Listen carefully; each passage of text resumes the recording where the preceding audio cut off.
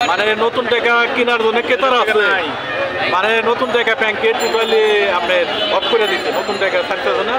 এখন আগে কিছু অনেকে নিয়ে রাখছিল, ওইটা মানে বিক্রি করছে, তাও হাই লেভেল, অনেক দাম। এই যে মনে করেন আমাদের নাই, আগে তো অন্যান্য বছর এই টাইমে অ্যাভেলেবল মাল থাকে, প্রত্যেকটা দোকানেই মনে করেন মাল থাকে,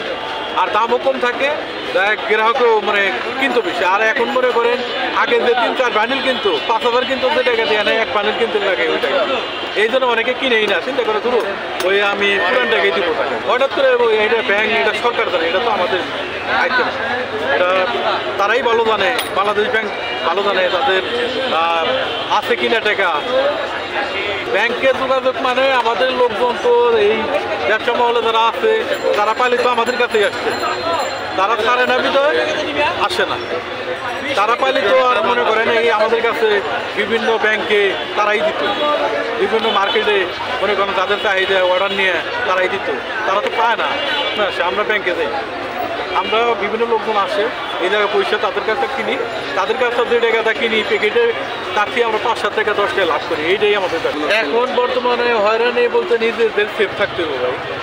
নিজেদের সেফ থাকতে হইব। অনেকে যদি বলে আসেন মার্কেটের ভিতরে আসেন, আমরা নতুন জায়গা নিয়ে আসেন, আমরা যাবো না, কারণ আমরা ওপেন, এই জায়গাটা গুইনা বুঝা আমরা নিব, এটাই আমাদের। এটা অনেক কমে গেছে, মনে করেন আমরা একটা সারা বছরে একটা আশা থাকি ঈদের সময়, মনে করেন আমরা এটা ব্যবসা বাণিজ্য করে একটু মনে করেন বাচ্চা কাছে নিয়ে একটু মানে ঈদের মাসালে আমরা উল্টে মনে করেন চালান কমে নিয়ে আসি,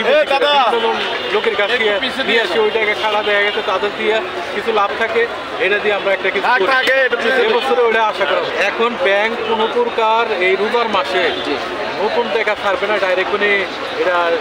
মিডিয়ার মাধ্যমে বলছে কোনো নতুন টাকা ছাড়া হবে না, যাদের দরকার তারা পুরনো টাকা নিতে পারে, পুরনো টাকা আছে অ্যাভেলেবল,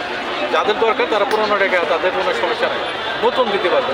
এটা মনে করুন। আমাদের দাবি মনে করেন পাবলিকের দাবি তো সারা বছর একটা আশা থাকে ব্যাংকে